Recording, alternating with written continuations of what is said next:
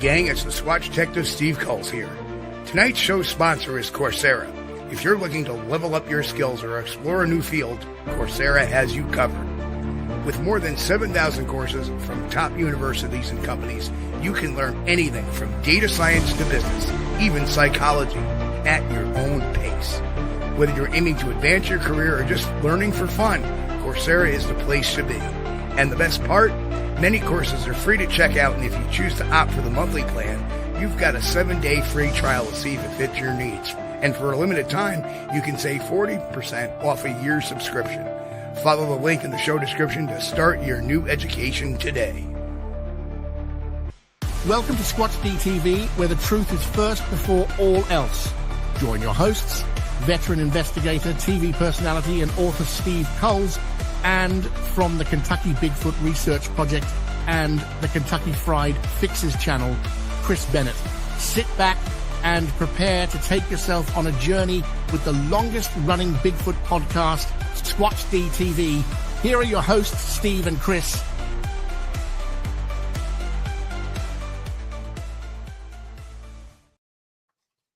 And good evening, cyberspace. Welcome to Squatch-D TV for today's date, December 22nd, 2024. I'm your host, your guide, the Squatch Detective Steve Kulls, along with my co-host right down there, Mr. Chris Bennett. Hello, Chris. Steve, man, it's good to see ya. Heard you guys got a heat wave going on up in New York now. What's the current temperature? The big goose egg. 0. But is that 0F or 0C? That's a 0F. Oh, no, that's terrible. Yeah, that's bad. You know, I know the C puts you up about 32 degrees Fahrenheit, and that's pretty warm, actually. Yeah, you ain't kidding. I feel bad for you, though, bud, but hang in there. You know, maybe eventually warm up. If not, you'll thaw out this spring. You know. Yeah, just out of curiosity, let's say hello to Jay. Jay, good evening, sir. Merry Christmas. Good evening, Merry Christmas, Chris bud. and Steve. And you know what? Not until you get to the frozen tundra here in Wisconsin, you don't know what cold is. Come on. We'll have a mashup here. That is true. It is. No, it's been cold here too. I do not want cold weather. So it's just about minus 18 degrees in Celsius. Ooh. Yeah, 0 sounds better. Yeah. But anyhow, how is everybody doing tonight? Oh, it's the long weekend again, right before the holidays. I'd love to say unstressful, but there's a little bit of stress in that too. That's why Thanksgiving is my favorite holiday. You know, Gotcha. John, you got football, food, family. It's all good to me. And Christmas is what? Visiting relatives, visiting the in-laws, visiting the outlaws, you know. That's about right.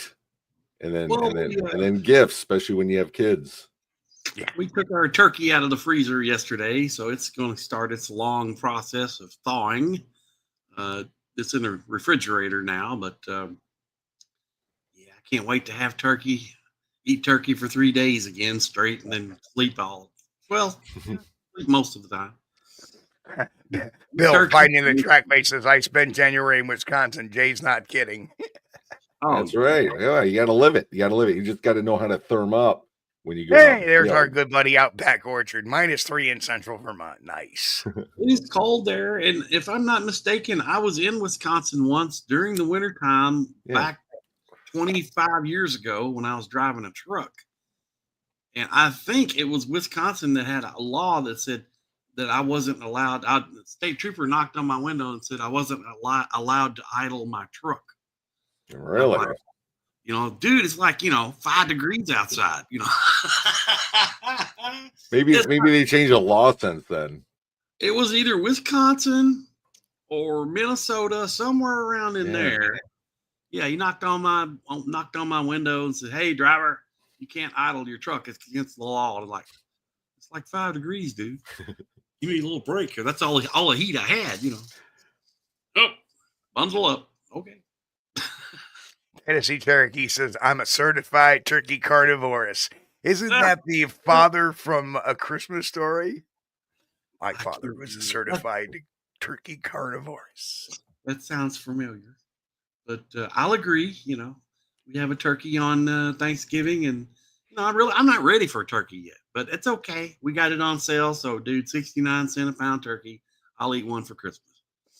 Grass says it's 35 and raining here in Seattle. Well, that weather eventually makes it to us, so that's good to hear. I guess honestly, it doesn't really matter. It seemed like Halloween was just like a week ago. I don't know what's happening to the time. It's just seems like the Pennsylvania Bigfoot camping adventure was like a week ago. Right. This year has gone by really fast. Yeah, it was good. I think me and Steve, didn't we get almost in trouble at the Pennsylvania thing looking around? Oh, don't we always get in trouble? Yeah, of course. We got busted. We kept visiting the Tricks tent. See, what a lot of people didn't know, and Chris, you're gonna love this, is that Jimmy and Diane were running the speakeasy. Yeah. So we'd look at each other, we mosey on over, and we get ourselves a little glass of something special. Do you know what's weird is I swear I saw a hand come from behind their tent to grab one and then pull one out slowly behind their tent. It was awesome. Oh, you guys ever go to the camping event? You guys stop and see the tricks. I'm telling you. Well, you know how that started. You know how I started getting on the speakeasy because I caught our good doctor friend there, Brian Parsons, standing there with a cup looking around, and all of a sudden he stopped and he looked at me, and I looked at him. I was like, "That's suspicious." Look who it is. Charlie Wonton. Oh yeah. Trick. Oh dude. Oh, the speakeasy. Yeah, come on. It was classic. We had such a good corner. We had a great corner there, didn't we? Oh, we did. We were causing all sorts of trouble. Oh, you guys. We were the cantankerous end of the. We were. They put the dangerous people together. It was awesome. Well, I think, but in a friendly danger, That's right. The good part about getting out together and fellowshipping with fellow Bigfoot researchers. Oh yeah. Get to cut up and act up a little bit. I love it. I love my brothers from Pennsylvania and New York, and where everybody's at. And guess what? We'll be doing it again in August. We will. 8/22. I wonder if we can get Doc Meldrum to visit the speakeasy. Yeah, I know. Well, we'll try. Maybe we'll tell. I know we'll get Lyle Blackburn to visit the speakeasy. Absolutely. We could all do that. Come on, Mr. Ron Moorhead, all the guys. That's right. We're going to have to stock up. Absolutely. You hear that, Jimmy? Charlie Wonton? I'll bring a bottle of my famous honey bourbon. Woo! It was good times. Was really good. Yeah. Open bar, Charlie Wonton. Steve, we better do the roll call, man. We're going to get away from it and not do it tonight if we don't. Or we got time. Oh, we're fine. There we go. Okay, first in tonight, Mick is in the house. Yeah. And actually, coincidentally, his words were, "Howdy, bartender, love a beer." Relic Hominin in the house, and he'll catch us on the flip. Walter Kroll, Merry Christmas to you too as well, my friend. Merry Christmas, Walter. And we got Sharon, of course. Hello, Sharon. All our European neighbors. Oh, there's a great name. Dirtbag Squatchin. Welcome. Grab your favorite beverage, kick your feet up. Welcome aboard. Danny Weeks. Hello, Danny. Good to see you. Tennessee Cherokee. Hello. Jay Carey. What's going on, brother? Roy Longley. Hello, Roy. Roy is in the house. Danny Weeks, the Batman mom. Tessa, what's going on? Debbie, Mrs. Strackway. Hello. Grasshopper, what's going on? Bristol, what's happening? Bristol? I like the Susie monster. The Susie monster is here as well. The Susie monster. Roy Longley also represents our lurker crew. So that's right. Yes. Hello to all the lurkers. Bill, finding the trackway. What's going on? Said, nice to see Jay is on tonight. Oh, yeah. And Outback Orchard, hello. He's from the wonderful state of Vermont there. Mitch Hargrove, what's going on, Mitch? Good to see you, man. Yeah, I got lost. Karen Fisher is in the house. Karen? YouTube user. That's probably Danny Weeks. We said Tennessee Cherokee, I believe. Don Gamel Jr., there he is. Don? Hello, Don from Maine. Oh my God, I can't imagine what the weather is up there. Of course, Charlie Wanton, aka Jimmy. What's going on? Jimmy. Robert Denduven. Hello, Robert. Good to see you, sir. Ron Meldrum. Hello. Good to see you. Jen, what's happening, Jen? Jen, of course, is our moderator here in chat, the head bouncer, and of course, her office assistant, Darren. Hello.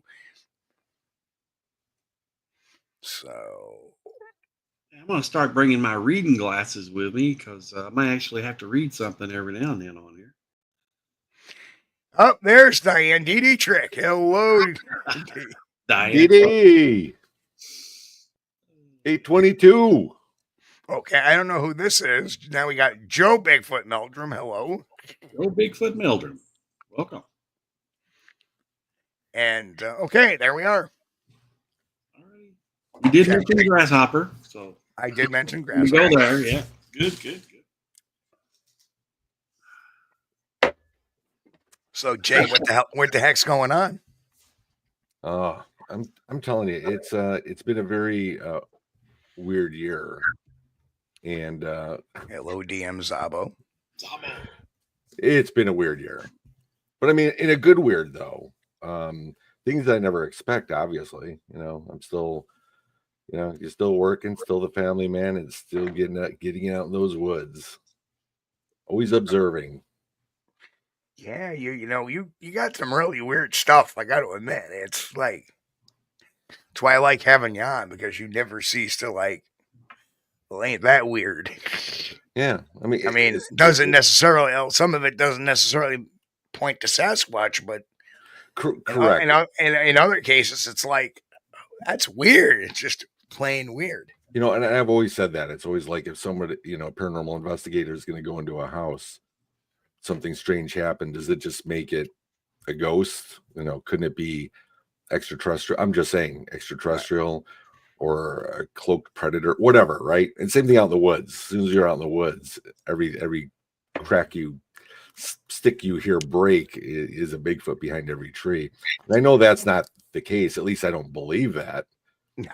But you know, I think it's more. I always say it's the encounters. That's why I always encourage people to go find your truth, because you can sit here and listen to me all day long. But the thing is your truth gets more confusing as time goes on, doesn't it? Well, it does, because it depends on, you know, I started out in 2013, you know, looking for, you know, I was going to say a flesh and blood primate that we haven't caught up with yet. Just with the encounters I've had over 11 years now, they've just been different and unique. And sometimes it goes against the other paranormal, and I don't say paranormal, but you know, you're talking about the four camps of Bigfoot, you know, the apers, the woo, the Nephilim, and extraterrestrial. And when I started out as just the aper. But I think with a lot of the encounters that I've had over this time, I would say it is, to me, it's flesh and blood, right? It's leaving these huge footprints. It's physical. It's there. But then I'm seeing other things out there as well, which was like a not a cloaking figure, but a cloaking shape. And two of us witnessed it. And Steve, I think we did a show on that. Last year ago, January, and it's I saw it with my own eyes. Now again, never saw a Bigfoot cloak or uncloak, so I really can't say. But again, it's happening out in the woods, so that's the odd part. But I'm just saying, like this past the photos that I sent you was just from a week ago, and that was pretty bizarre because I have about 5 different areas that I'll hike at, and this particular area right now, I've been really focusing pretty much all of 2024. I've kind of let the other ones go because there's just so much the uniqueness that happened. There's a lot of stuff that I haven't released yet, at least on social media, because I'm actually putting this into a third film, Finding J3. You think? Well, but the thing is, I never started out for that. I didn't want to be one of those, people that are just going to keep pumping out documentaries, because it's, how it is. It's tough work when you're dealing with this. Well, look at it this way. The way I look at it is your documentaries are more of a journal of your journey. Correct. Right. Rather than just correct. That's 100%. That's where you get the whole Finding J. Only because people would always say, hey, you know what? Do you think you'll ever find Bigfoot out here? And I'm like, I don't think so. I don't think Bigfoot will ever find us, but I think Bigfoot will find me if I'm out here enough times. So, therefore not being narcissistic, it was Finding J because, well, I said it.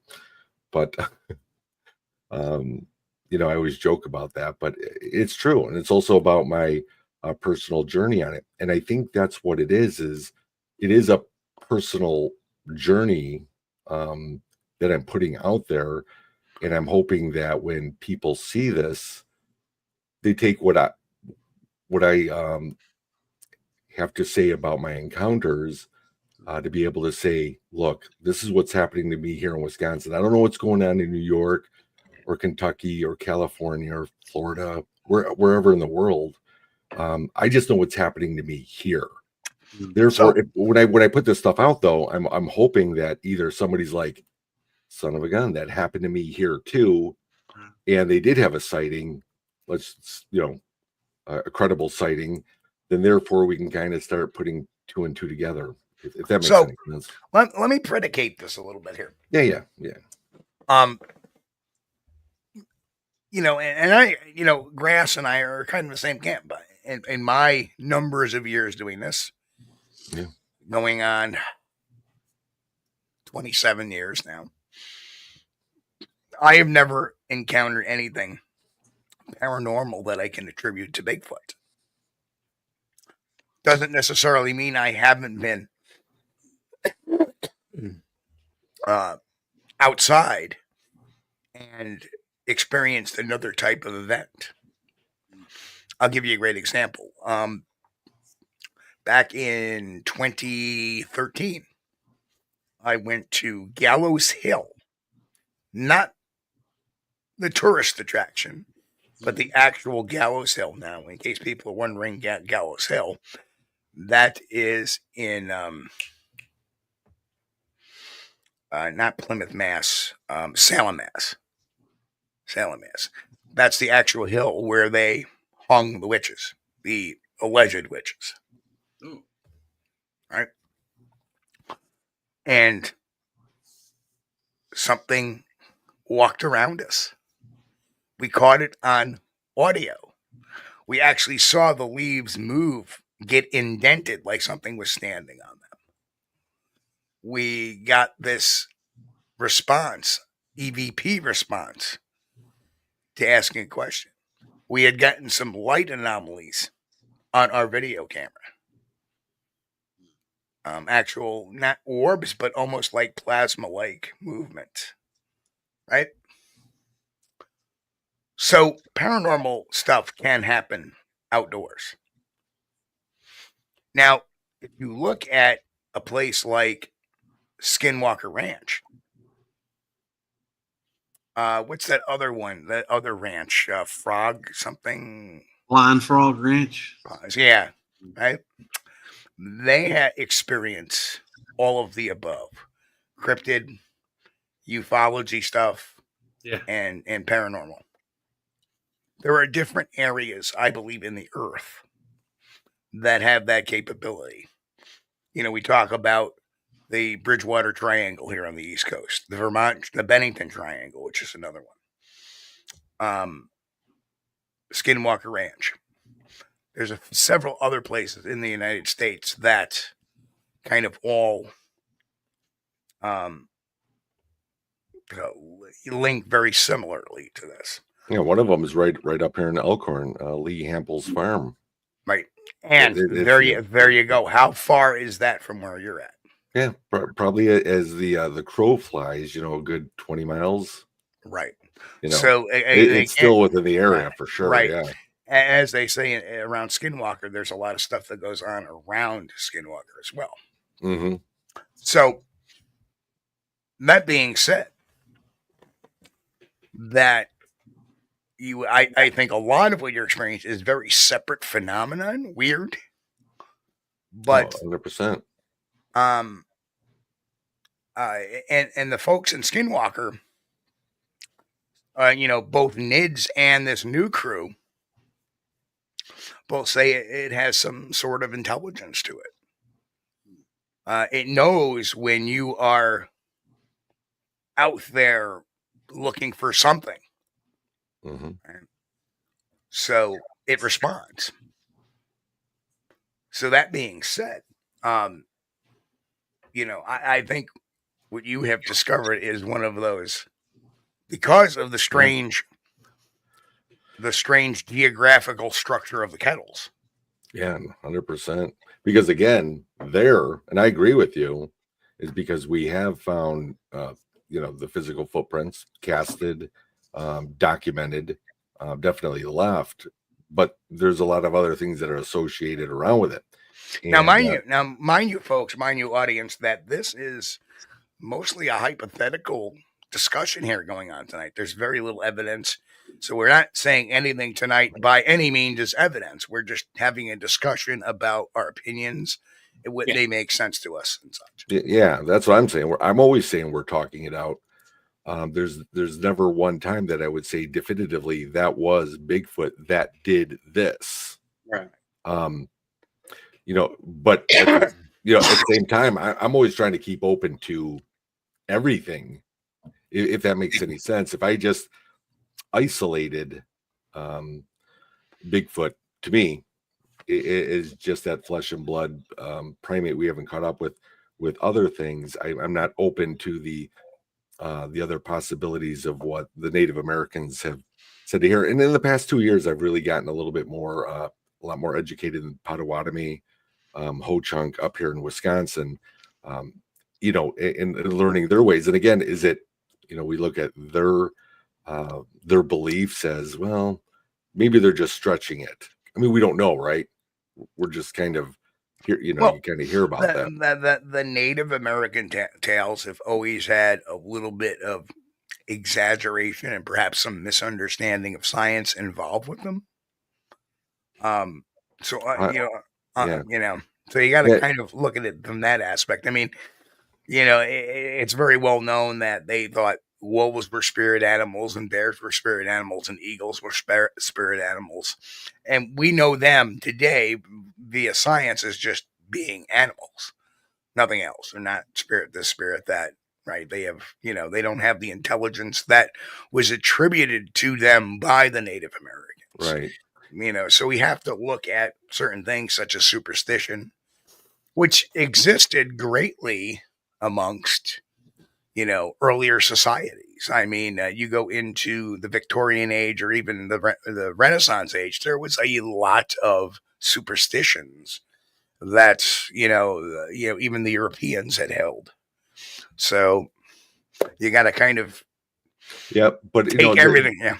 Right. And then I always look at that of what you just said of saying, right, we're going to journal me in the kettle where I don't know these things either, but you're the one experiencing it. Right. And just like you is a detective minded, it's the same thing when you're out there. It's kind of, you're not pinpointing it on one thing, Bigfoot or gray aliens or whatever. It's more you're trying to document what you just encountered. Because believe me, those pictures that I showed you, it was hard for me to even tell my wife, because it's like, as I'm saying it, I sound crazy, What did your wife think? You're crazy. I think she heard me out, which she always does, and again, she respects what I do, but I think it's a little beyond her paradigm of, that bubble where it's just kind of like, wow, that was weird. And it's kind of like there's no more to that, but I totally get that too. You know, I mean, I don't blame her. What do you say to that? How do you respond to that? You guys will respond differently when I ask you those questions. Some other people just don't. So Bill made a very, very brilliant statement here. I want to put this up here. It says, I agree. From my experience, there are separate phenomena. I've yet to see anything to connect them or intertwine them. Now, here is the kicker to all that. It is human nature to intertwine them. It is human nature to put them all together, right? Mm-hmm. That's what superstition basically derives from, is by putting the unknown into the known, right? Yeah, and then yeah. we have this mishmash of you know, an animal being a spirit animal that has a, you know, it protects us or it does whatever.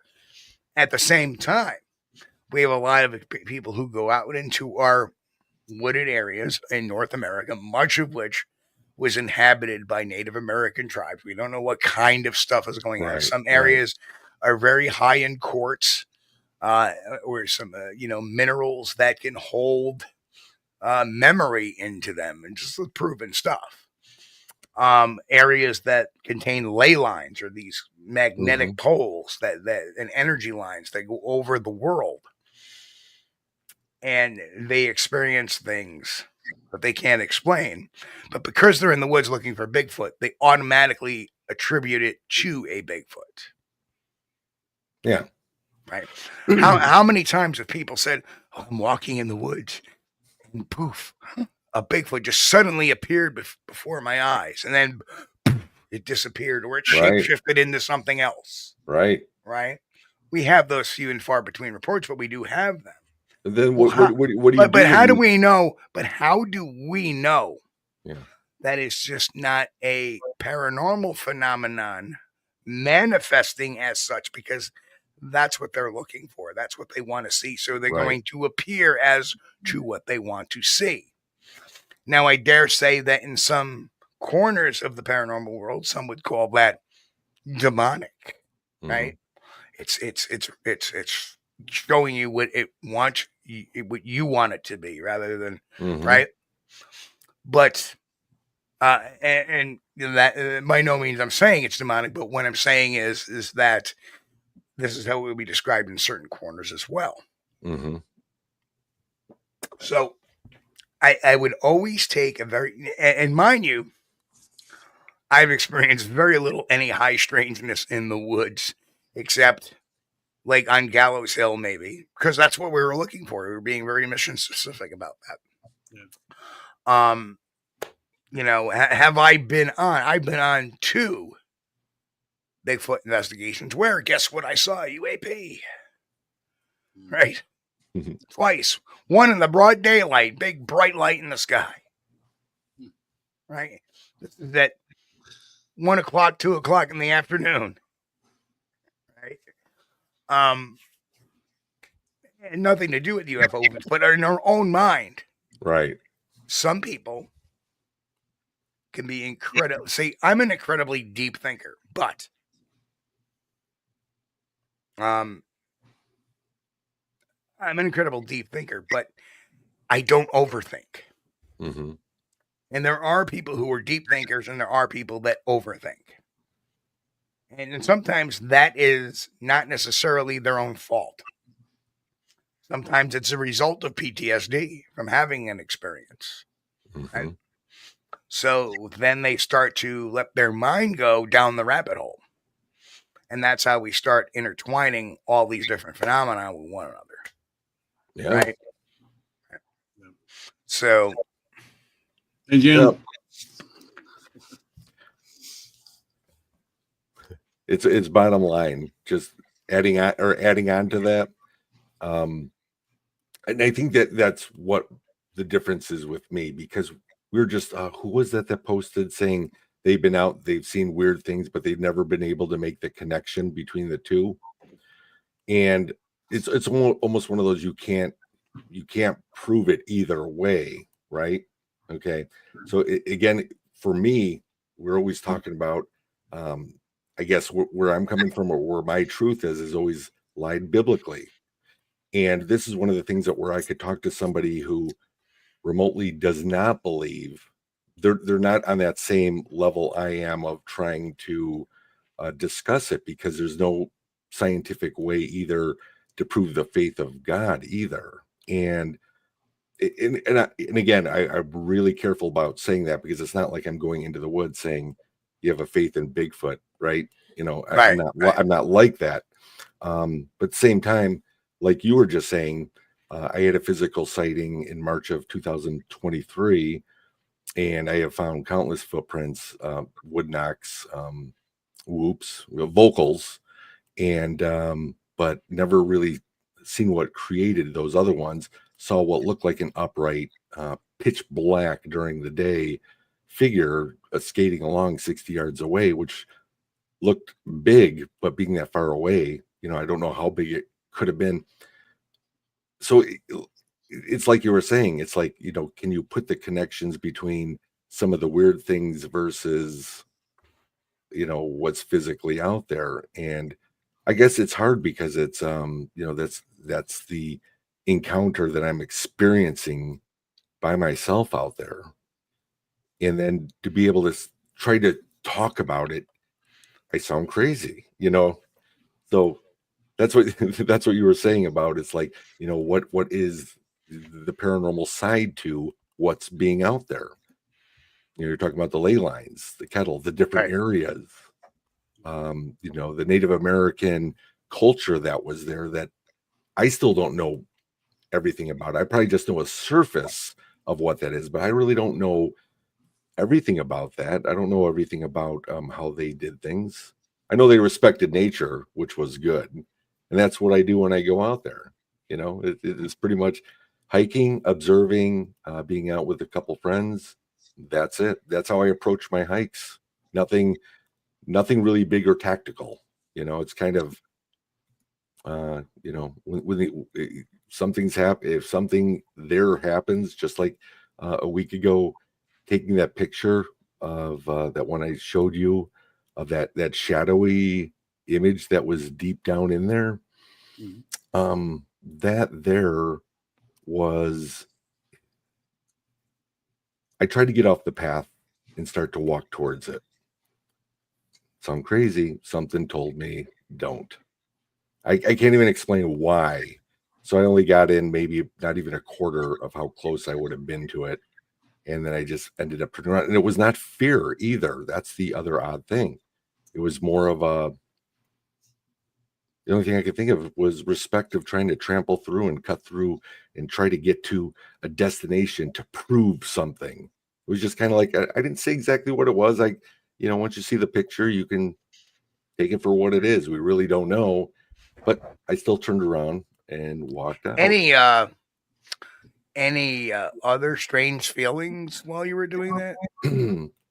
Just what happened prior to that picture. I went up a kettle, found a different trail, which was weird because I've been out there for 11 years. And I'm like, holy crap, there's a trail up here. And it wasn't a deer trail. It looked almost like a weird walking path way at the top. And I'm like, where does this go to? I start walking down. I'm just up there by myself. Sherry made it, I think, up to the trail, but I started walking away from the trail. Kim was down in the low ground, and I was kind of paralleling her to where that picture was. And as I'm up there, I'm wondering if I'm going to get further away from the group. So we had 2 ways. So I'm keying in saying, you know what, I'm going to turn around, come back. We'll come down the kettle and meet up with Kim again. Just as I'm saying that, and I'm done keying and talking, I hear a rock clack right behind me. I mean, it sounded like 2 rocks just right behind me. And again, it wasn't a fear that I felt or anything like that, but it was, okay, that's what it sounded like. That's the only thing I can go by. Get back down, go to Sherry, go down the kettle, meet up with Kim. And Kim is sitting there staring at this one area. That's the picture that was taken. And again, you're talking about the feelings.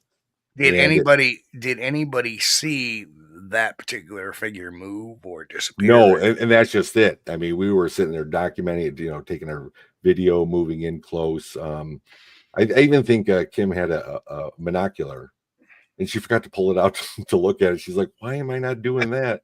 But again, it was more just looking at it, observing it, and I'm like, "All right, I'm going in. I'm going in."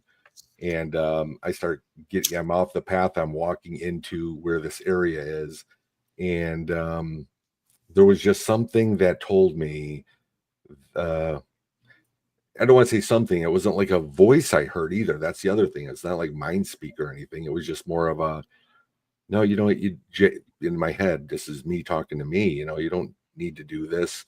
You're there always talking about respect of the woods.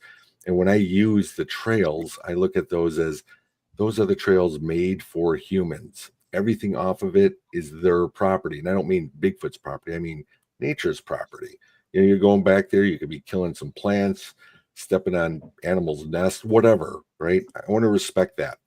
And that's how come I usually stay on the paths, let whatever nature come to me. So when I'm walking off there, I feel like all of a sudden now how I felt was I was walking in someone's front yard, walking up to, the side of the house or something. It felt weird. And it was just time for me to, nope, I don't need to do this. I am going to turn around. And I came back to the path. There was no fear at all, but that was the feeling I had. So is there any given point where you see that shadow is now no longer there? Correct. So we observed it for as much as we did. Then we carried on for another 400, 500 yards. Then we were at that area for a while. And what I mean a while is maybe about 45 minutes or so. We turn around, we're coming back. And sure enough, it's still there. So, to me, it's like, if it was there when we took the picture, okay, that could be something. But when we left and then came back and it's in the same spot, because I did GPS it on my photo. So I was able to walk right into the exact spot to look in the same exact spot, and it was still there. So, to me, it's like, it's an impressive photo, but it doesn't tell you anything. Right. And likely it's probably not a Squatch because it didn't move. Correct. Right. Correct. Right. But if I posted that picture, that absolutely. Then want me to show it to everybody? Yeah. Just show it, because right there it would be dun, dun, dun, dun. Now, but just letting you know, I don't know.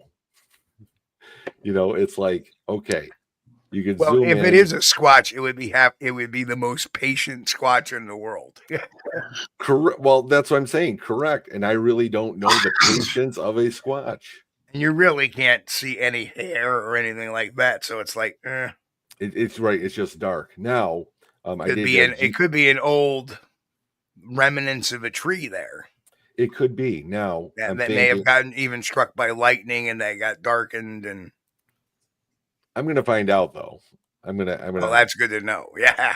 I mean, I GPSed it. I'm going to go back there and I'm going to look at it. So what's the deal with the respect that told me to turn around then versus saying I'm going to go check it out now and show no respect?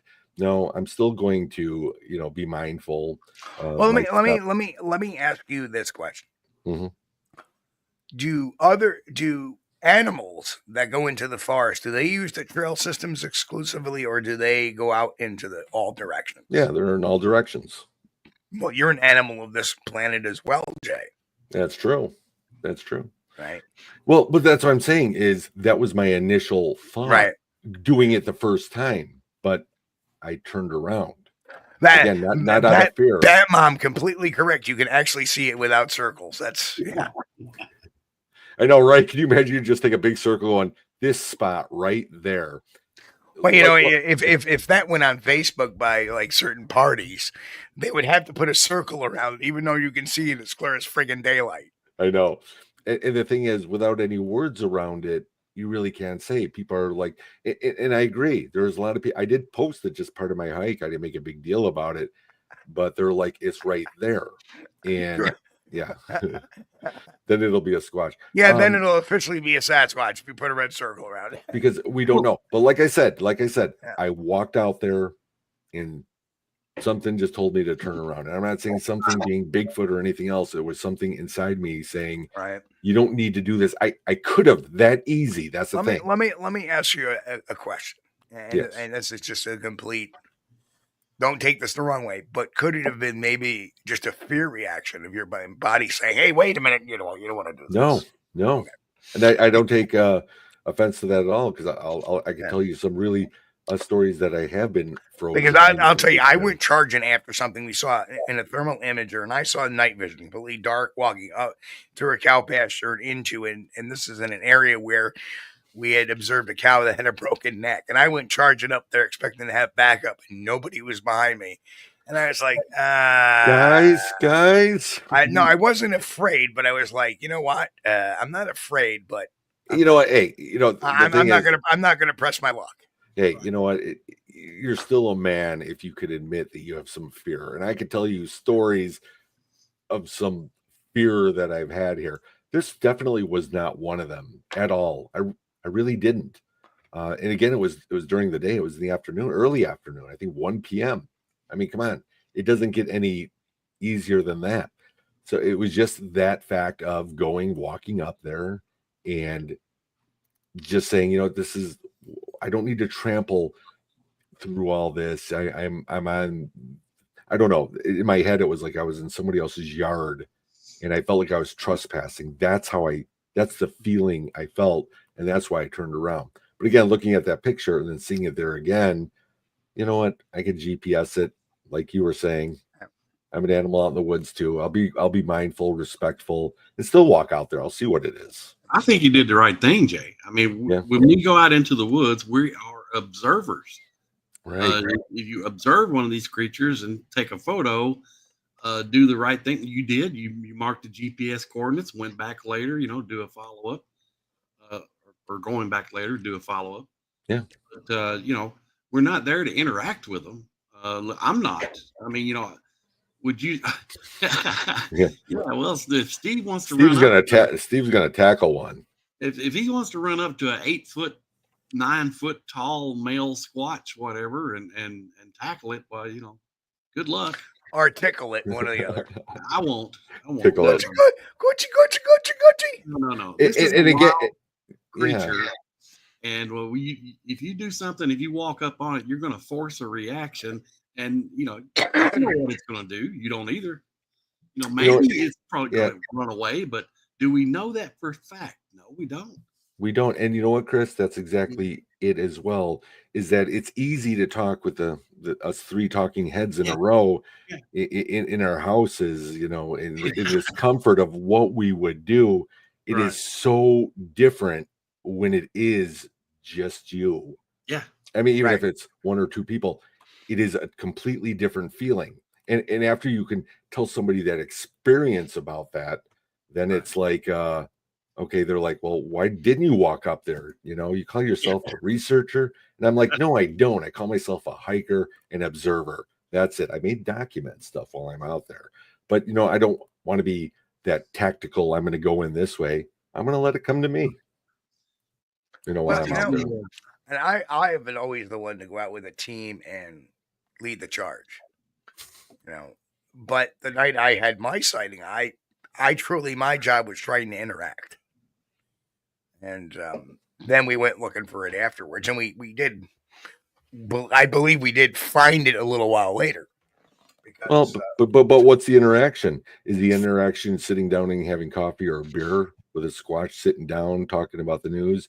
Or is it like leaving sticks or signs or really small things? There it is, 100 or so feet in front of me. Mm-hmm. I'm going to stand there and I'm going to keep posted, see what it does. Mm-hmm. All right, let me shake the light, see what it does. And it walked away. That was the extent of the interaction. But it was interaction. Right. Right? Right. So I did cause and effect. Right. Yeah. And now, in retrospect, what I see is this, is it's looking at me, right? Wondering if I see it, because I got a light shining on it. Mm-hmm. It can't really see me clearly because I have this big bright light next to me. Well, not really the brightest light in the world. It's about a 300 lumen flashlight at the time. So he can't really make out what I'm doing, right? Mm-hmm. It just sees this bright light down there. Mm-hmm. So it just keeps looking. And then the light moves a little bit. Oh, it's moving towards me, or it's moving. I got to get out of here. And that's what it did.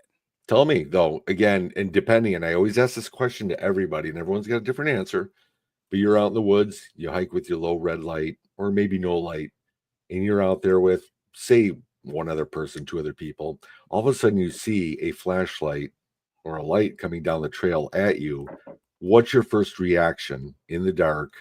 You know, and it's about 200 yards away, and you know it's coming right at you. What's your first reaction with the flashlights coming at you, and you don't have your lights on or anything? Hey, other hikers coming up the trail. Right.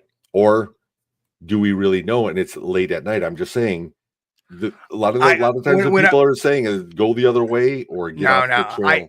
You know what? The best policy is announce yourself, because now what it is, what that does is it's like moving chess pieces, right? You don't know what they're doing, right? Right. So move your chess piece out, and then you'll see what their next move is. They say, "Hey, yep, that's us. We're coming down the trail too." Okay, what if they don't say anything and they keep walking at you? Then that's when we decide to do the next move, right? Right. Tactically, we're in the dark, so we're okay. Mm-hmm. Right. Correct. Right. Right. So I can give a voice call because we can move from where we made the call. Right. Right. So the whole idea is to, hey, hikers ahead, coming up ahead. We're in the dark. Right. Yep. Okay. They don't answer us. You know, and they may say, okay, we're coming down too. You know, all right, good deal. Right. Right. And, you know, that has happened. That is happening every single time I get a response back.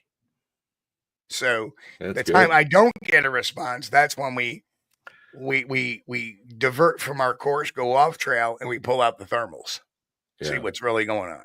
Did you know when I'm hiking out in the woods, I use a low red light or no light, depending on moonlight, whatever on there, is because I thought about that. My first couple of years of doing this, I'm out there like rigged up with my brightest lumen flashlight, everything on one thing, finding Bigfoot production style.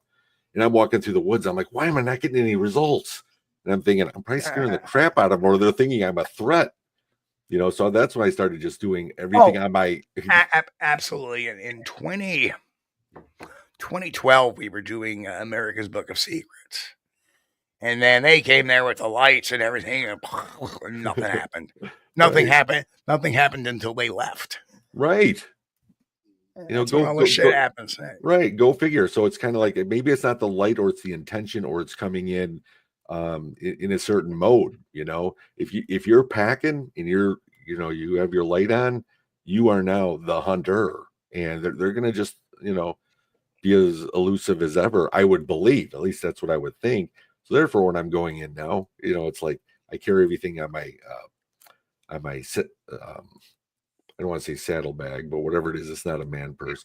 But I have everything on there, so I'm hands free, and that's how I kind of approach it. Kind of like, hey, look, I have nothing in my hands.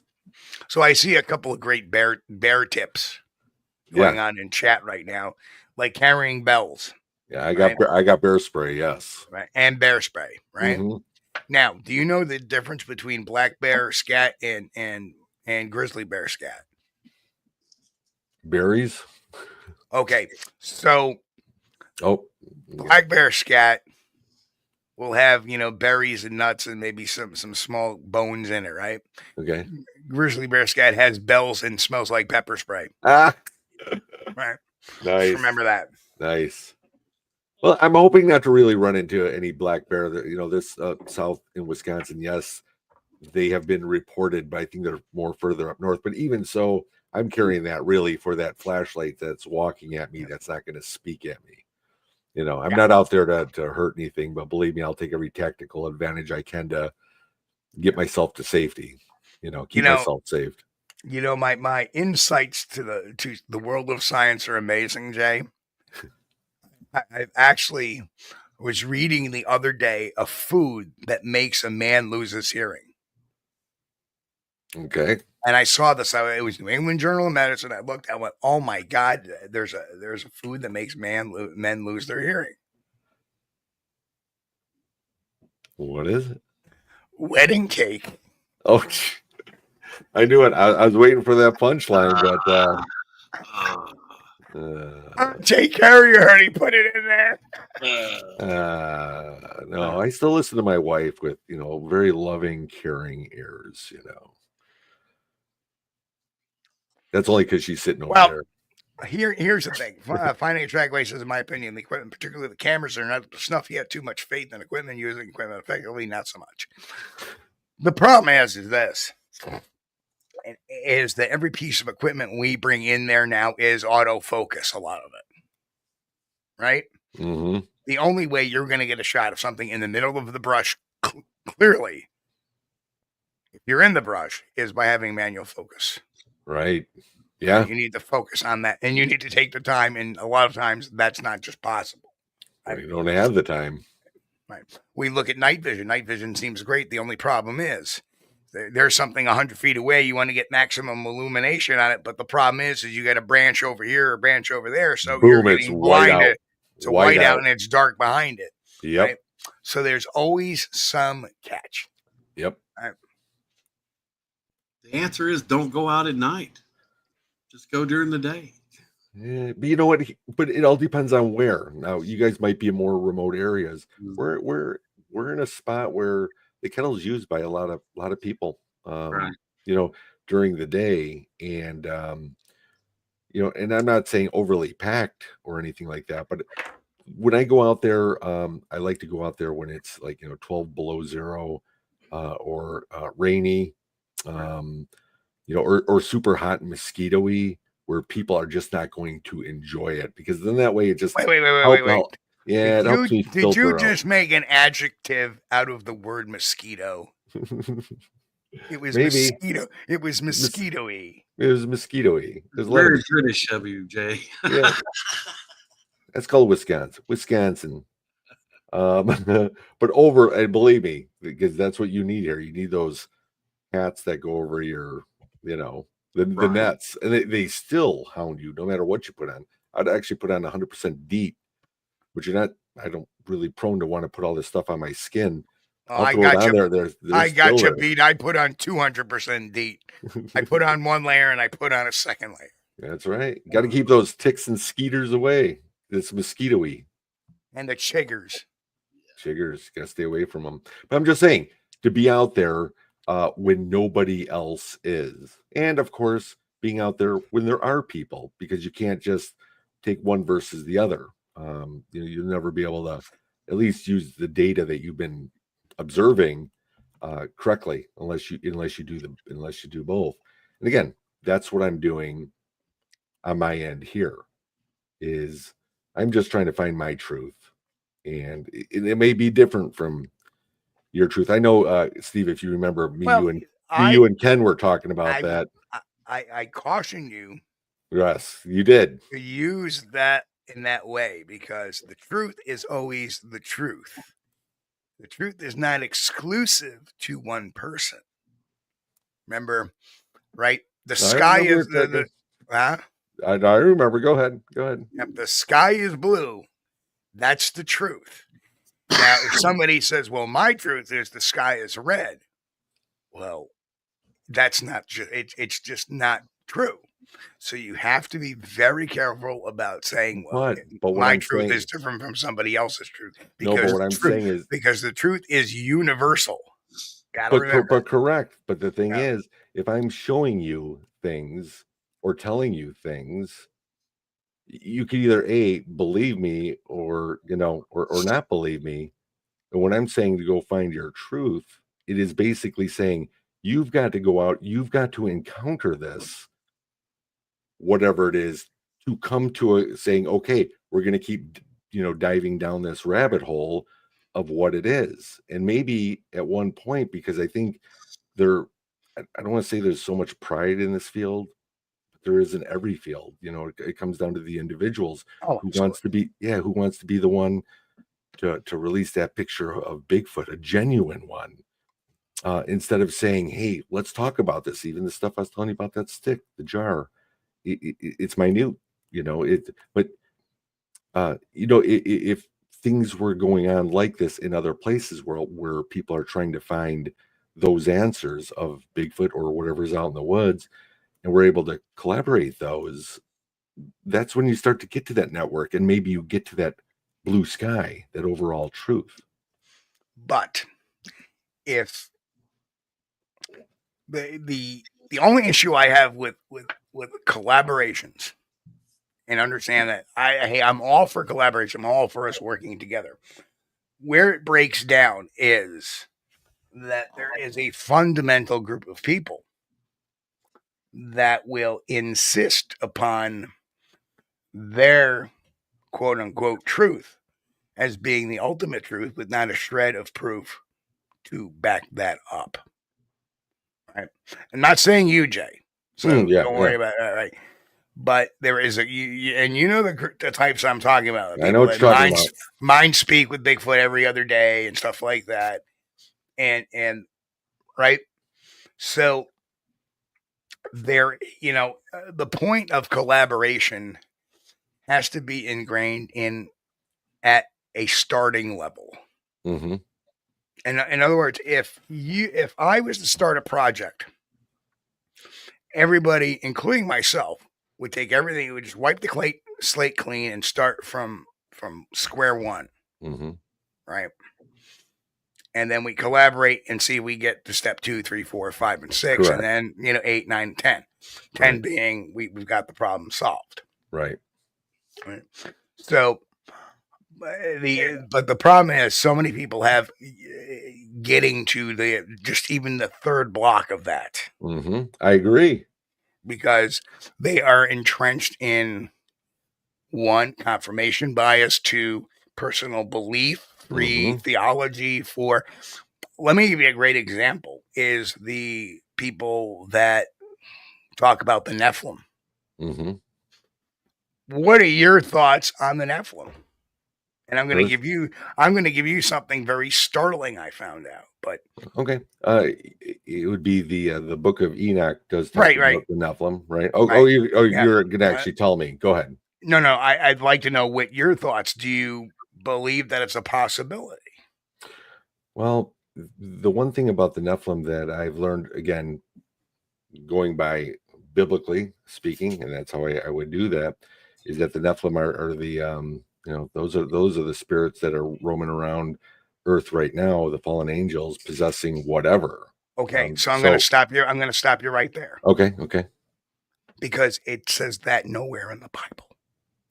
The Book of Enoch, right? Nowhere in the Book of Enoch is considered heresy.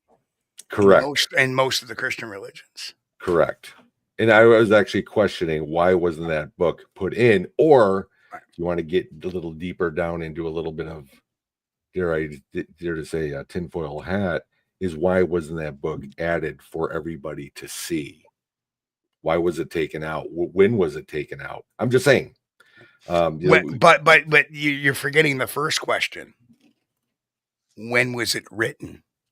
Was it written when the Bible was written, or was it written 1,000 years Correct. after? Right. Yeah. I don't think. Right. Yes. Right. Yeah. Right. So that's my point. There's a reason why it's not there, probably because it was not around at the time.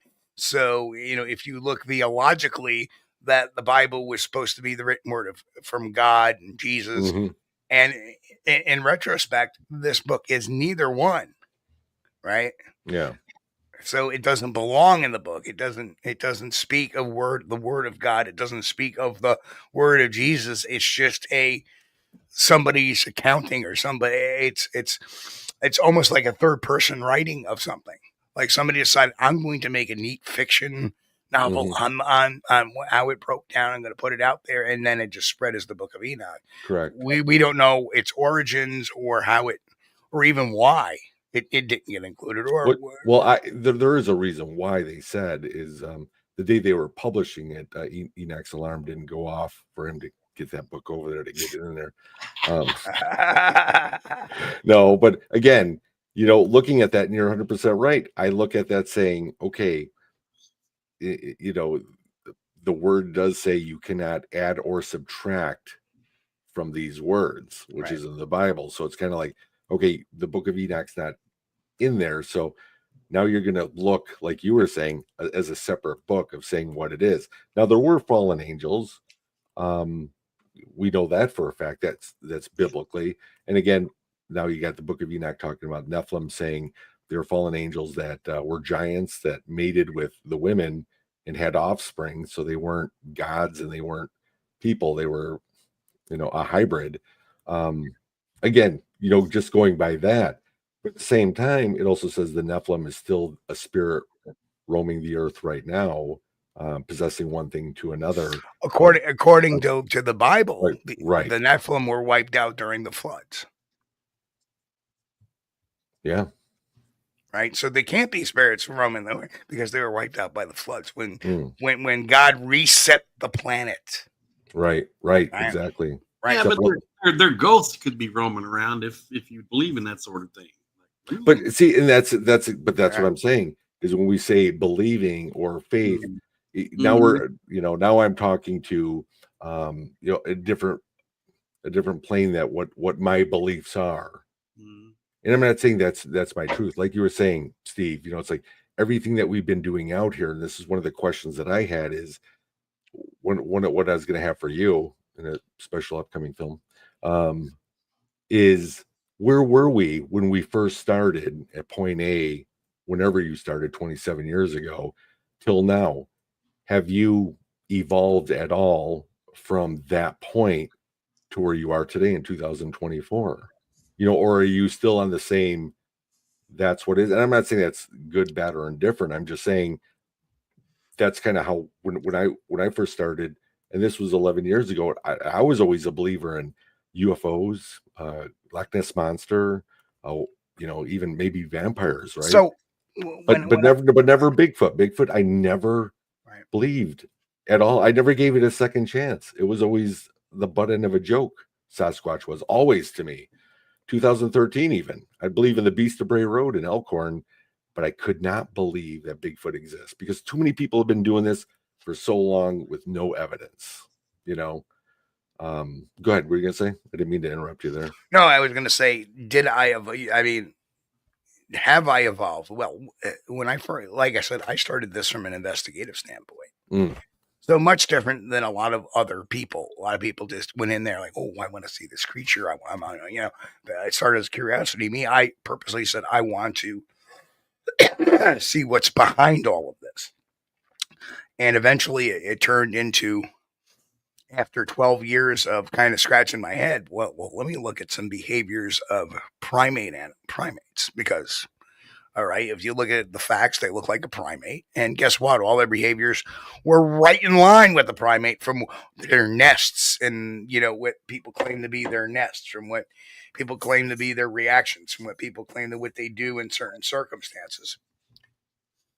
They were like this with primate behavior. So I have a better understanding. Chris can attest to this. I have a better understanding of how they habitate, which often leads to some very minor successes. But again, a lot of it has to do with the history of the area. You got to look at the history of the area.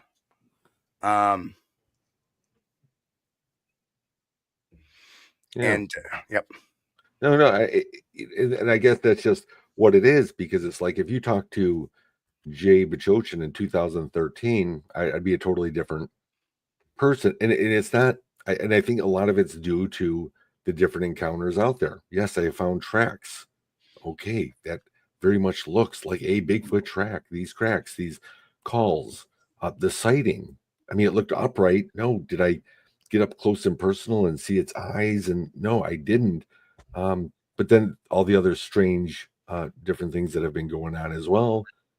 But I can't attest that's what that is. Or is there just so much more? We were talking about the land and the Native American relation and everything. Is there something indicative about this land? Skinwalker, the ley lines. I don't know. And I think that's where it is. That's where, when I talk about it with this, I call them the straights, the people that are just, that don't look at this stuff. And if I bring it up or anything, they just look at me like, like I have a raccoon on my head or something. Just like, dude, you are messed up. I have seen 2 of them right there, own eyes. Mm-hmm. Not once have they ever done anything weird. Mm-hmm. They move like an animal, walk like an animal, act like any other creature of this planet. When I say animal, we're animals too. Right. We just happen to like stuff. But so they exist in Steve Cole's mind. You've seen them with your eyes. They exist. That is irrelevant to investigating. But but for you, I mean, besides collaborating, I'm just saying, for you, would you say that they exist for your investigating because you have a visual on them? Do you know what I mean? I've always stated that when I enter an investigation, I've always assumed that there is a possibility of it being a Bigfoot, even when I didn't have my sightings. Right. Of course, what we would find most of the time is it's either debunked for some reason or another, or it's unclassified. Well, they saw something, it left a track, or whatever. They had a sighting. Very often, you don't find tracks or any trace evidence, and without that trace evidence, the only thing you have is their account, right? Mm-hmm. If I can find some corroborative evidence, such as finding sign of something big going through an area, etc., then I can conclude that they're likely being truthful in it, in that they likely had seen a Bigfoot, right? Right. But it was never based on my belief whether Bigfoot exists or not. Mm-hmm. Okay. Right? It's based upon what the witness is saying. The witness says X, Y, and Z, and there's evidence to conclude that. Problem is that when you deal with somebody that says, well, I saw a Bigfoot, it manifested in front of me, and then it blinked out and it was gone, there's no evidence to prove at all, not even sign a lot of times, to prove whether or not they're being truthful or not. Right? Right. Well, even if they are being truthful, there's a biological explanation for that. A lot of times, yes, there are, Chris, and you know exactly where I'm going. The Psychology of Bigfoot on sale at Amazon makes great grits for Christmas. Get your order in now. And there's no, I'm just kidding. It's just hey, it's holiday humor. But we have a mechanism in our brain, and it's a safety feature, basically. And if you see something that you can't process emotionally, can't physically handle, your mind can't handle it, you black out. And this happens with people when, like, they do slingshots or something like that. They get extremely frightened. They're gone. They pass out. Post-traumatic regression. Yeah. So it would be, perfectly normal for somebody to see something that their brain could not process, and their brain just says, no, it's not there. So later on, when they try to recant this tale of what happened, they try to tell somebody what happened, their brain just reminds them, well, this thing popped in your vision, and then it was gone. And everything else has been blocked out because they can't handle that. So you think that was like the sighting I had a year ago in March, to where I'm looking through standing pines and I could see well over, my best judgment is going to be well over 100 yards.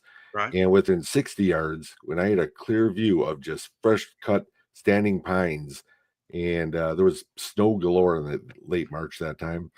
Right. And I had a perfect view of everywhere as I'm leaving. I'm doing one of my calls. All right, guys, see you next week. We were out there for 3.5 hours. I'm leaving. Yeah. And all of a sudden, about 60 yards is going to be my guess, 60, maybe 70. because again, I'm looking at a 100-yard football field, and by distance, and whatever this was, again, was upright, black. It looked like a head and down to the arms, but the arms weren't swinging like a Bigfoot silhouette that you would find on Google Images. And then the feet went down to where I couldn't see, probably from about the knee-ish or whatever down. I couldn't see that, but whatever it was, I'm going to say moved, glided, as if it was on skis. And I'm just watching this thing, just like, and then there was a couple trees that were in the distance wise, clumped in the way, and again, wide open view. And this thing just went, right. Where'd it go? Where'd it go? I'm just saying, did my mind block that out? I don't know. I think you've seen two things. I think, well, Steve, let me finish up here a little bit and I'll shut up for a minute. But that gate that you've seen that was so smooth, that was described perfectly by one of my best friends, John Gray, in 2011. He saw it moving down a hillside or along a hillside. And he said it was so smooth, it looked like it was floating. Right. I was thinking, I was head bobbing up and down. It was just very smoothly moving down the hillside. I was thinking skis because there was snow, but we were just out in that terrain and there was no smooth anything. This was no path. Right. I don't even know how anything could move that smooth on that substrate that was out there. Yes. So I don't know. That's, I think that is a telltale sign or a sure sign that you're witnessing a Bigfoot. And when you see that, of course, the description of the creature combined with that smooth gait, it's just, there's no head bobbing up and down while it goes. It just looks like, as John said, looked like it was floating, moved down the hillside. And you got to remember, being out there that was 10 years and just doing this, you would think at one point or another, if Jay wants to see a Bigfoot, he's going to, by golly, he's going to see a Bigfoot out there. But I guess it took 10 years unexpectedly during the day in an area I usually don't go to, but it's close to my areas. There it was, no proof, but my word. But, at this point, I'm not trying to convince it to anybody. That's when you really sound like a nutcase. So let me ask you to do this. Yeah. I want you to take a clip of the Patterson film. Right. And I want you to edit it. Right. Okay. Removing just from the waist up. Now watch that headline. Right. You're not going to see it going like this. You're going to see it go like this. I think I've seen a video where somebody either did that or did the still or whatever. But I mean, I agree, because when you first look at it, and I remember seeing the Patterson film, my dad took me to go see Mysterious Monsters at the theater back in like 1975.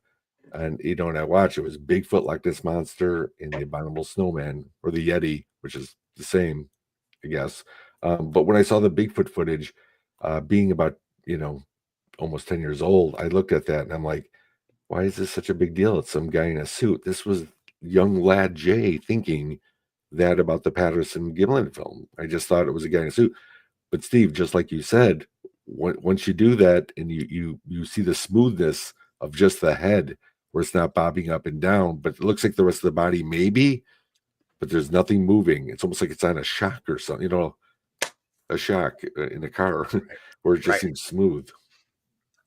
So the answer to your question is, yeah, I think a lot of it was your mind just trying to figure out what the hell was going on. It wasn't necessarily regression. It was just a delay, a synaptical delay, because there is a point in some people's minds that they may be out there and they may believe, and then they see it and they, I couldn't have just. Right. I caught myself seeing that the second time when I saw the 5.5 foot tall one. My first reaction was like, no, I couldn't have just seen that. Right. You can't see the feet or the lower, or if you can't see the lower body or the feet, and you just see something looks like it's skating by on skis, that's what it's going to look like if you can't see the lower body of their feet, because the gait is so smooth. And your mind is probably going, this can't be, this can't be floating across, or this can't be skiing in front of me. Yeah.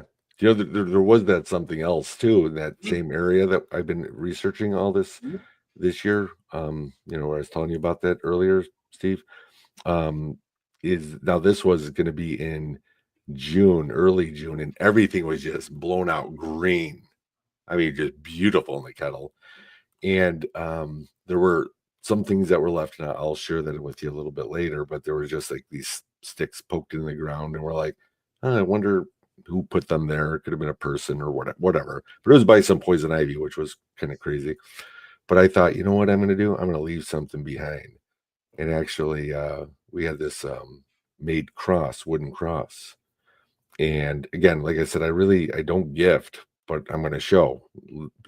Native American was telling me show her respect with tobacco. I've been doing that too. But I was going to leave it from me, from the heart. I was going to be like, hey, this is Jesus. And he died for and I'm like showing the cross to the woods, and I'm looking down. This is crazy. And you remember how I said how green it was? And right at the bottom, I see right behind in between some of this green, this pure black shape. But it was almost super wide. It wasn't like a head or anything. But I'm like looking at it as I'm speaking, and all of a sudden the thing there's no wind. All of a sudden the thing just lowers down really slow. It was the coolest thing. There was like no wind, nothing else moved it. But I'm like, again, what am I looking at? Don't know. I can't say. I never saw the full figure of what it was, but whatever it was just above all the greenery, and the pure black stood out, and it just mellowed down just by itself. And I'm like, and like you were saying, Steve, you're just like, what am I seeing? Now you saw your full-fledged. I'm not saying I did. I'm just saying, what am I looking at? It's just crazy stuff.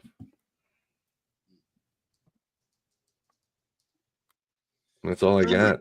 Some of the things you've seen up in the kettle are kind of weird too. I'll be right back, guys. Those lights at night. When I was watching those on the documentary, I was like, what the heck is that? Well, but here's the thing with that, Chris, is that all of a sudden those just become normal to me out there, because I don't know what they are. It's like the drones. Everyone's trying to figure out what the drones are, what they are. But these different balls of light, or sometimes I call them sprites, Tinkerbell lights, right? And they are just there and not there. And again, I've been seeing those since like 2015, and I have no idea what they are. I mean, I'll still see them and go, oh, okay, saw a light, and I just document it. I'm probably not capturing it, but all right, saw a light. That's all I've got. The reason those intrigued me is because we have an area here in Kentucky which is again on the Green River, which is where I've had my sightings, and they have lights at night. It comes out with the locals call them jack-o'-lanterns. Of course, it's not a jack-o'-lantern, but that's what they call them, and they'll float around and looks like something. Well, it can be from the size of a baseball to the size of a basketball. And they'll just float around in the air. You'll see them sometimes. They'll go up a tree, maybe get up to the top, and then they'll just disappear. And what color are they being reported?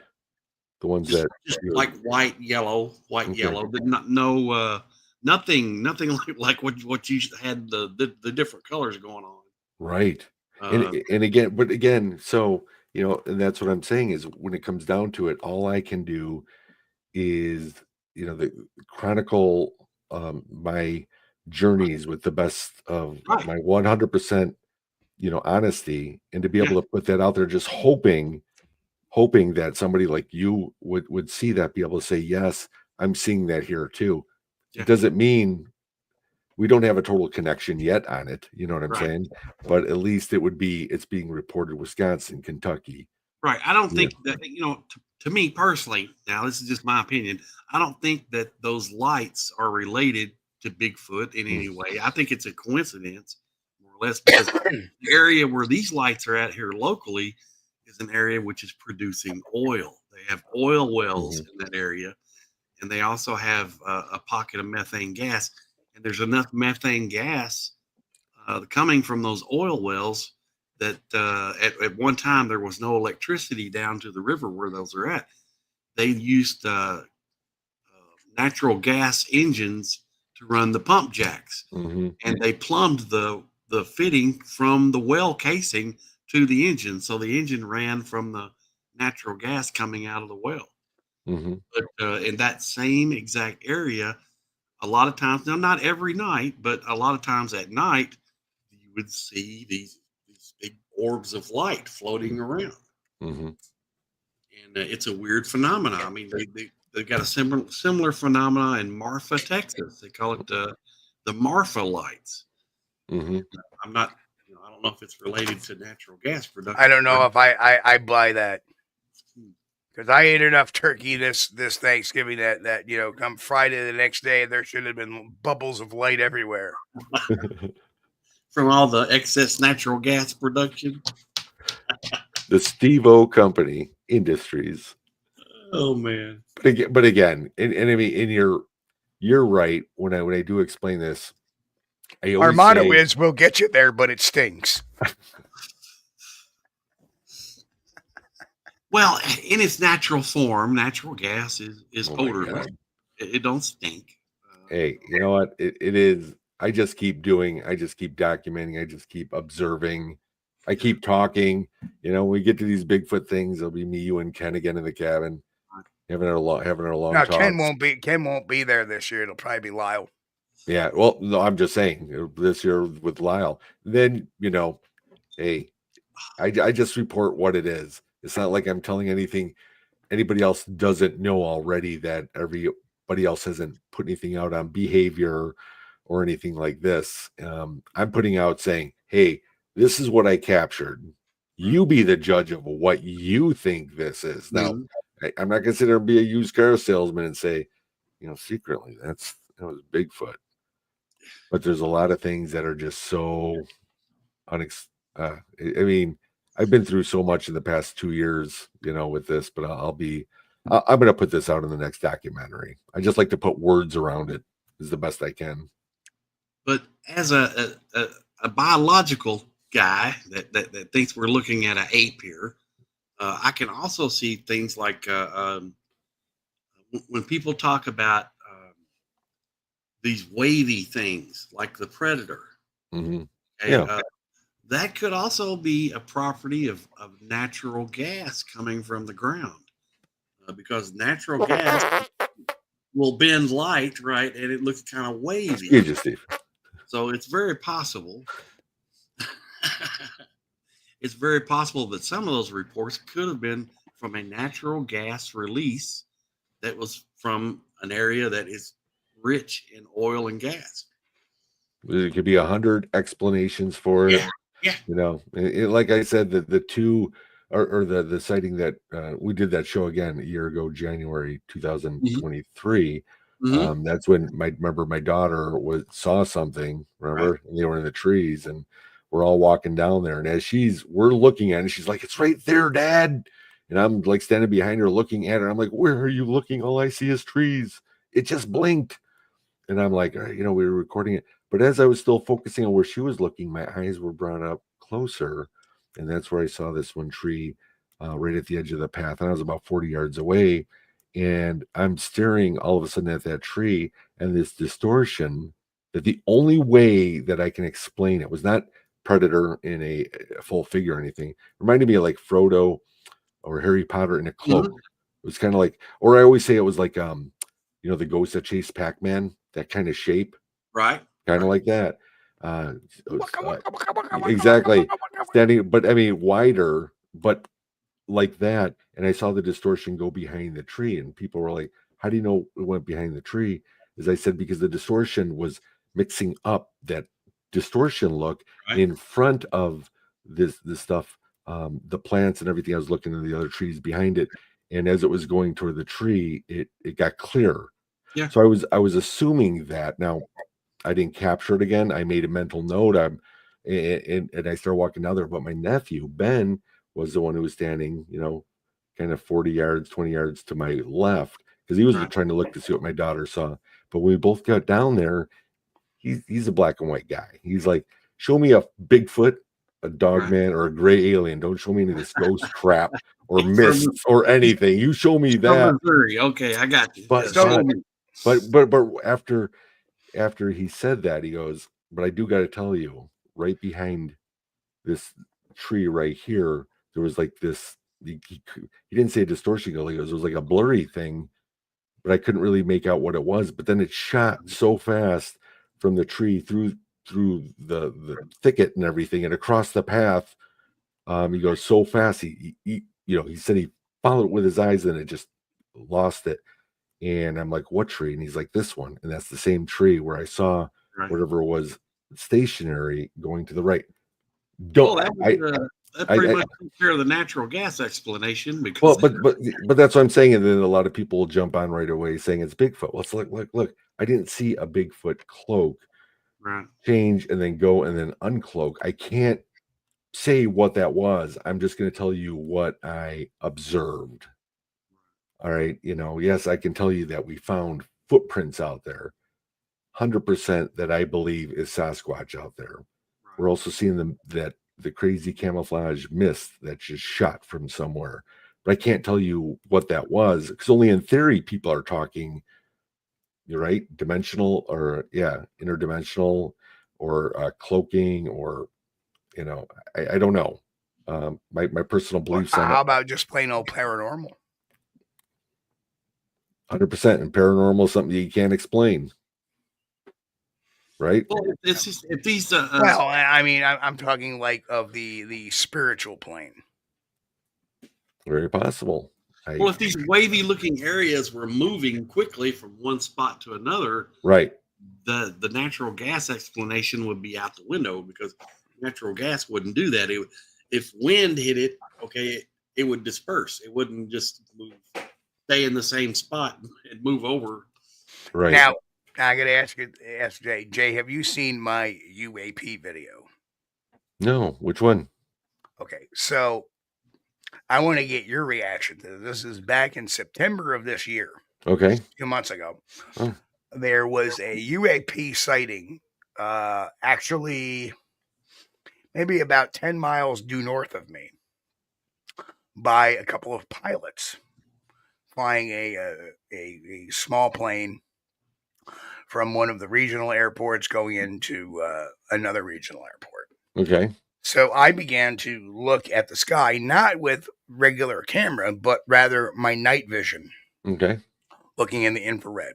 Mm-hmm. And so here is something that we could not see with the naked eye. Mm-hmm. But here it is. Yeah.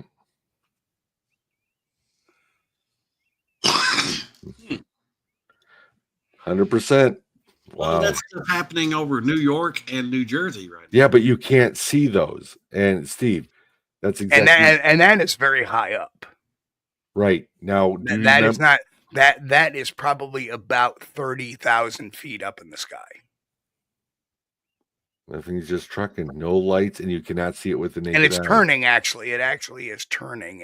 And now you see it actually make more of a turn where now it's flying. Yep. It comes in flying southeast, and it turns to the southwest. Hmm.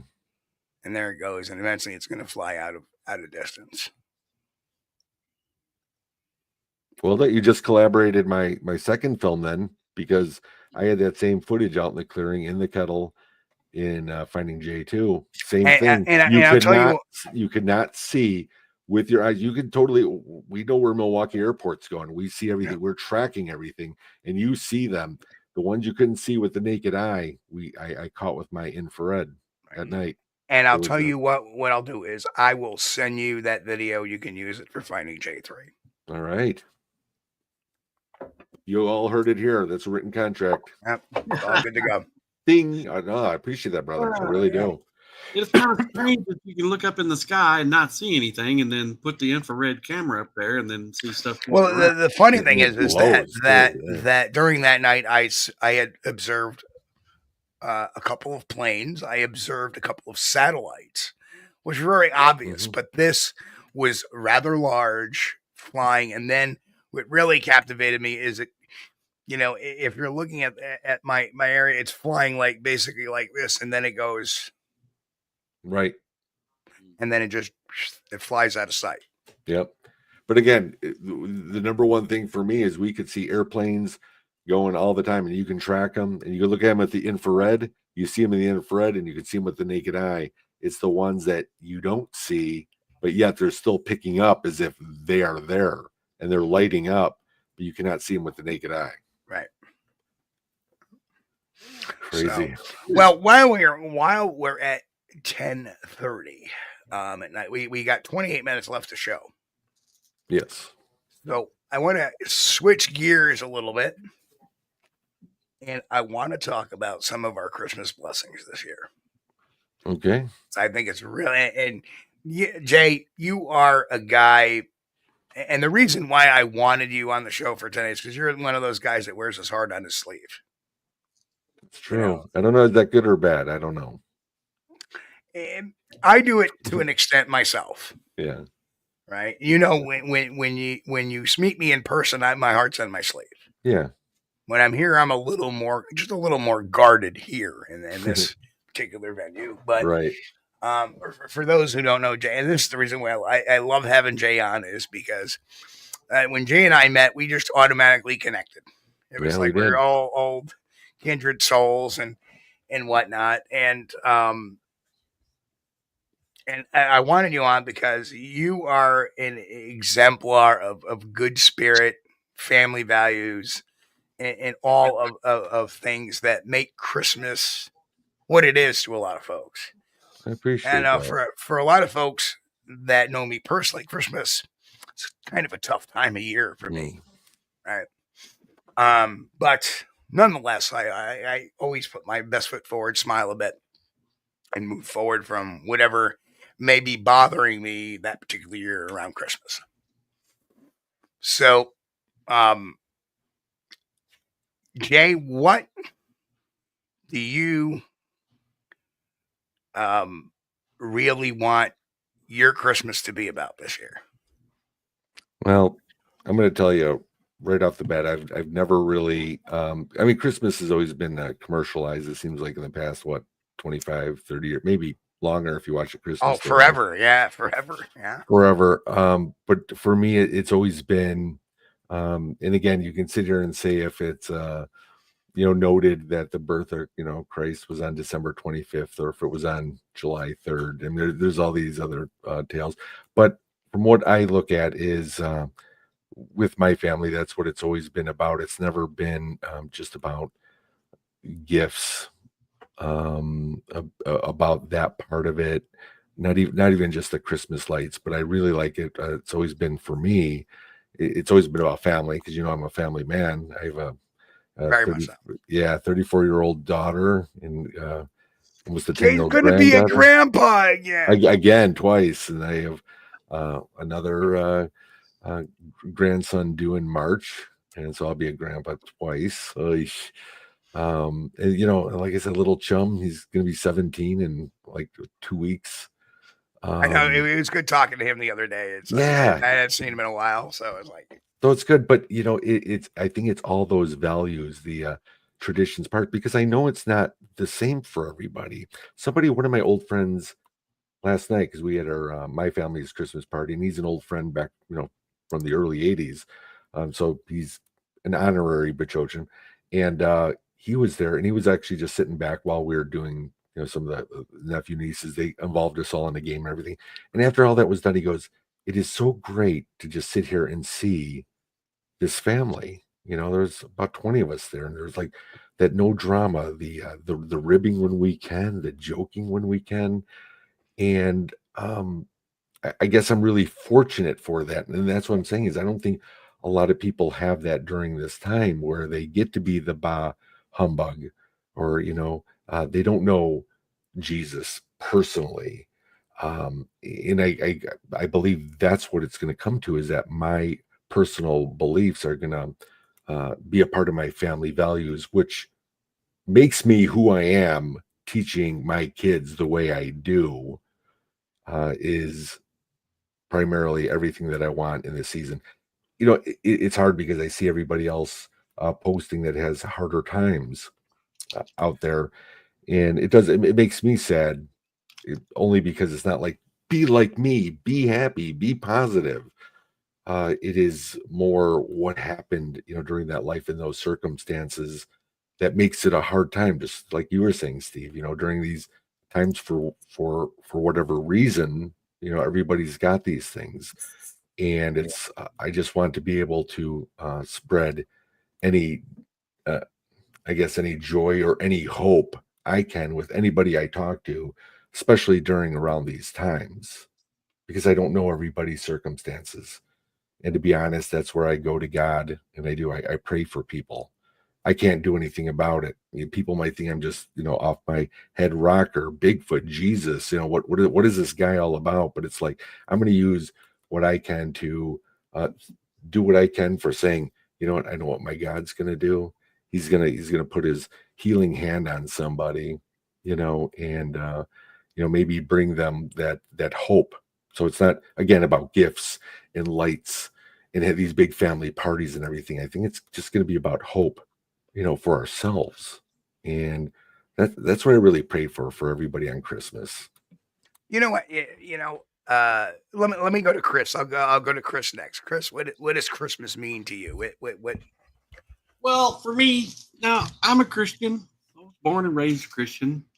It's not like I'm beating down the church door every Sunday morning, no. But the wife is Buddhist, and Christianity was something new to her, and she's always loved Christmas.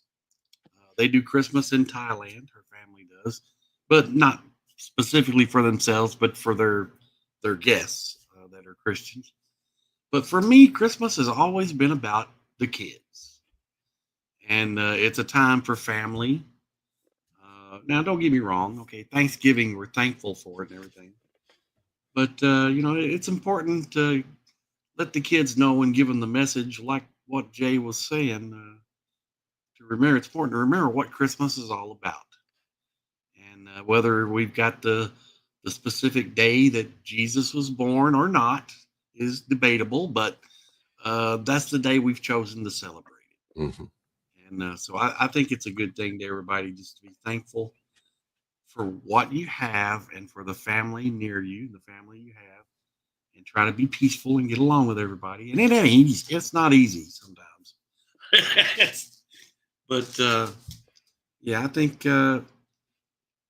just, remind the children what it's all about. If you celebrate Christmas, remind them why we celebrate Christmas. It's not just about getting the Red Ryder BB gun. Right. Or the Amazon gift cards. Yeah, right.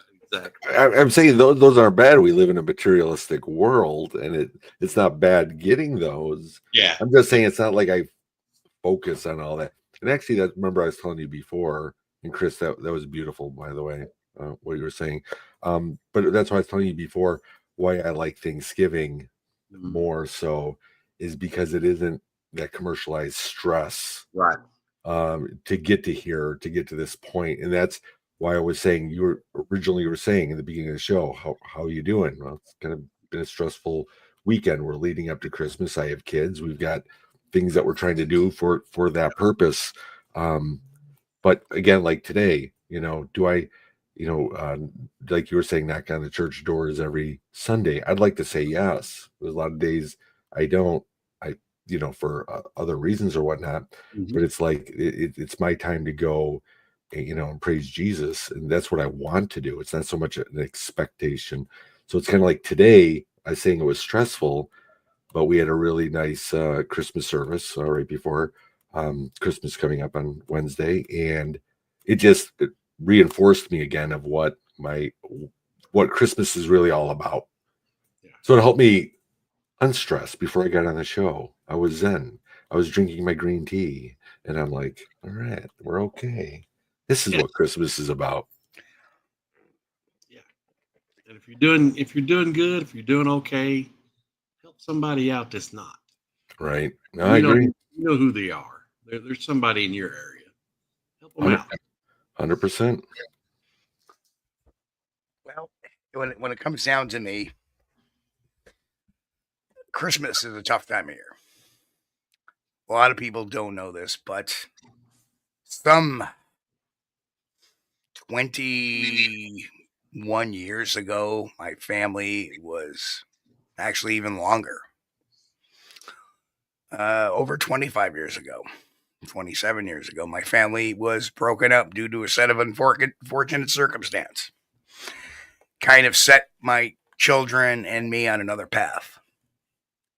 Eventually, we would all collide again in a great way back in the late early 2010, around that time. And for some reason, since then, there is another separation for a little bit of it. Not for all of it, but for two-thirds of it, let's say. So Christmas has always been a real difficult time. The one thing I can say about gifts is one of my favorite programs to watch about Christmas. And that is, Charles Dickens' A Christmas Carol. The George C. Scott one. Yeah, that's a good one. Yeah. Right. And when I watch that, I get so inspired at the end of it. When Scrooge turns out to be this most giving, loving guy. And I am much like that. It's about the gifts to me, but it's about the giving, not the getting. Yeah. And there's a lot of Christmases that I've lived through where I can't give what I want to give.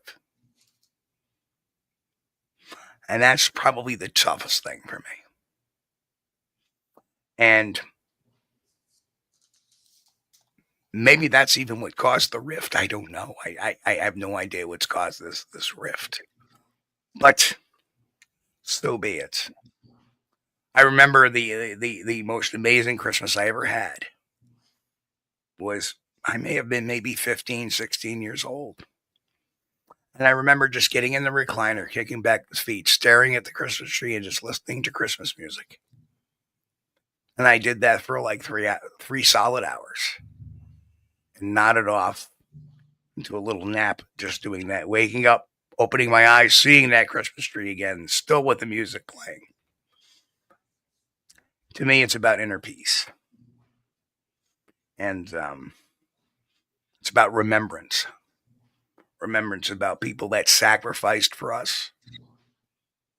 Right? Remembering the biggest sacrifice of them all. Right? So that's what Christmas is. And of course, it's melancholy because, my parents aren't there. My one of my brothers isn't here. And it gets a little melancholy for that. But that's okay. That's all right. I want everybody, and we're going to kick off the show just a little bit early tonight, but I want everybody to have a wonderful Merry Christmas. If you're meeting family, hold them dearly. It's not everybody has that and the way they want it. That's what's important, is that Christmas season that we remember our families, be with them, be thankful, even though we have a holiday called Thanksgiving, but that's the beauty of Christmas. Jay, you said it's not about the Christmas lights, but when I drive by a house, and I didn't post this video, I should have, but last night I drove past this house. They had like 5 or 10 different trees, natural trees on their property. They were all lit up. Their house was all lit up. It was the most beautiful thing and peaceful thing that gave me inner peace that I saw. Mm-hmm. So while you may not think it's about the lights, the joy it brings to others is what makes that important. Oh, yeah. And so that's another way of just looking at it. Oh, 100%. When I was saying I didn't like the lights, I think it's the part that I have a problem with, is being envious that I can't afford all those lights to do on my trees in my house. I've got the Charlie Brown strands outside, which is okay, and my wife is okay with those. But I do. I see the other ones that are just my sign out front says Merry Christmas because the E kind of burned out. exactly. So that's what I love. We've made a habit out of that. It's become a tradition every year. We'll take one night, we'll go out and we'll drive around and look at lights. Cool. And again, honestly, we do a Christmas light game. Katie started with the kids when we're driving, and she sees something. Whoever calls it first gets that point. Christmas lights for mom. Yes. Christmas lights for, and believe me, it's a fun game. I just think it's it's like to be able to acknowledge it, because for Halloween I put nothing up. You would know that I don't celebrate Halloween around this house. With Thanksgiving, I'll put a big wooden turkey out my, like a big lawn turkey for that, but nothing big. With Christmas, I will put on the couple strands and the snowflakes, and that does bring joy. And I agree with you. I agree with you. It does bring joy even to my wife. And you know what? Happy wife, happy life. We do that Christmas light game. First one that sees it gets the point. There you go. Good. That's awesome. I'll tell you what, the competition, because of the competition, it gets pretty strict sometimes, because we have some people in our household will be calling things like a security light. That's what I do. I do it. Oh, no. And they call me out, and I'm like, it's green. And they said, no, it's a security light off some post. And I'm like, but it's green. It's green. I come from a tough family. Yeah, at Christmas time, they throw the one present on the floor and have the kids fight for it. And it's a steak. Oh. That's good. Man. It's good. I do. I hope everybody does have that Merry Christmas. Whoever's in, like you said, everybody has their own story, right? Yeah. Everyone shares that. So, yep. So anyway, but you know what? I love New Year's because I always end up going to a party for New Year's. It's always a good time. I stay home with the family where it's safe. Well, I don't go to like public parties. Okay. I go to a fan. I have a couple of friends over in Middle Grove, and we go over there and watch the ball drop. Yep. And do you know that's the only thing that we celebrate here in Wisconsin, or at least my family? Well, hold on. In Wisconsin, they don't have a ball drop. They have the big cheddar wheel drop. Yeah, they have the cheddar wheel. But no, seriously, it's like everything's focused on Times Square. That's where it's all at. And then once that drops, and that's 11 o'clock for us, we celebrate it there. And then pretty much over here, it's the cheese drop. It's like anticlimactic. Greg Rasha asks, is there a shiny pole and feats of strength involved? Oh, man. Well, anyway, folks, Chris, do your thing. We're getting out of here. So. Well, I just want to thank Jay again for coming on with us tonight. It's always a pleasure having you. Thank you, Chris. Love talking to you. Thank you. Great guest. I want to thank everybody that's over in the chat that's been watching tonight and chatting along. We love you guys. We're so honored to have you, and we're thrilled and pleased. I mean, I just can't tell you how good it makes me feel to see this many people come in here and hang out with us on Sunday night. I really, it's just, I'm flabbergasted. I appreciate you guys. We don't deserve you, because I know you're the best audience we could ever hope for. If it's your first time watching tonight, I saw a few new names in there. If you hadn't subscribed to the channel, go ahead, do it. It doesn't cost anything. That supposedly helps the algorithm thing, and that helps the video. I don't know. That's what they say. But it doesn't cost you anything. Mash the thumbs up if you hadn't already. Everybody out there listening on the podcast, I'm not going to list them all because there's a bunch. If you guys can, make it over to the YouTube channel. Check out the video some. You get a chance to look at Jay. It's youtube.com/@SquatchDTV.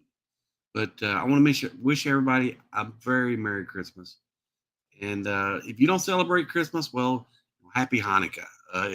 Yes, it is. Hanukkah is Wednesday as well this year. Happy Kwanzaa, whatever you celebrate. But for the fellow Christians out there, Merry Christmas.